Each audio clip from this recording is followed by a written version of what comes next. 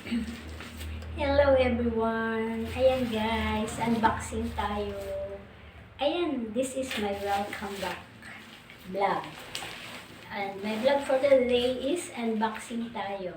Ayan, bumili ako guys ng electrolyte water pala to. Bumili ako kasi yung anak ko mayroon siyang vertigo. Ayan. Kaya kailangan electrolyte na tubig ang gagamitin. Magastos pala guys. Ang hirap. Diba? May sakit. May gamot. May doktor. Tapos, kailangan ng pera. Ayan. Yun ang wala. Yung pera. Pero kaya kailangan bibili ko nito kasi mas mahal ang doktor kaysa dito sa tubig. Ayan. Nakasave naman siya. Titingnan natin. Bumili ako ng 6 piraso. Tingnan ko. Ano to eh? 650 ml daw. Malaki na siya. Bumili muna ako ng 6 piraso. Ayan, bubuhayin ko ulit yung channel. Bibili ko siya. Ayan. Pasensya na kayo kasi na ako magulo. Magulo na kasi hindi nakapag-bit. Ayan guys, ang aking unboxing na to. Ay oo, malaki siya.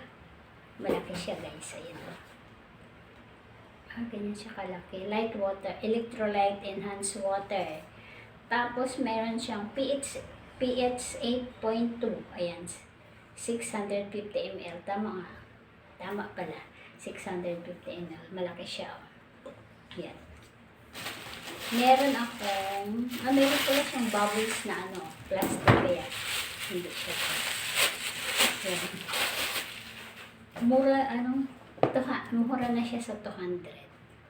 Isang ganyan, 650 ml. Ayan, 1, 2, ayan, 3, 4, ayan, yung aso ko tatakbo na 4, hindi na ako makita. Ayan, 5, ayan, 6, ayan.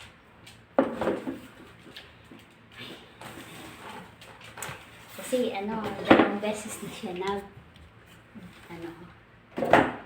tawag ba dito? Nakalimutan ko. Mahirap pa na pag tumatanda guys. Makalimutan. Ang hirap isipin minsan. Minsan talaga, meron na tayo age gap. Ayan. Tawag nila age gap. Ayan, kasi, dalawang beses na siya na tawag doon?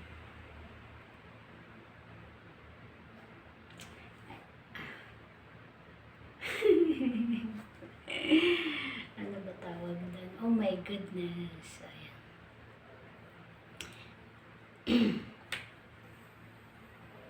Ay, episode pala yan. Ayan. 2 times na siya nagkaroon ng vertigo episode. Ayaw nawalan ng malay. And, syempre, bihira. Kaya ganun alala. Ayan. Kaya ang ginawa ko, nagbasa ako sa Google kung anong mga dapat gawin. Yung mga home remedy lang ba na kailangan natin gawin. Ayan, pag may sakit. Ayan. Ayan guys, thank you for watching. And this is my welcome back vlog. Ayan, sana isuportahan niyo ako. Para mayroon kami pong suporta sa bawat araw ng anak ko. Ayan. Mahirap maging isang single mother too. Ayan. At dahil hindi pa siya makapag-trabaho kasi lagi siyang nahihimatay. Ayan. Kaya sana suportahan niya ang channel ko. Bye-bye! See you in my next vlog.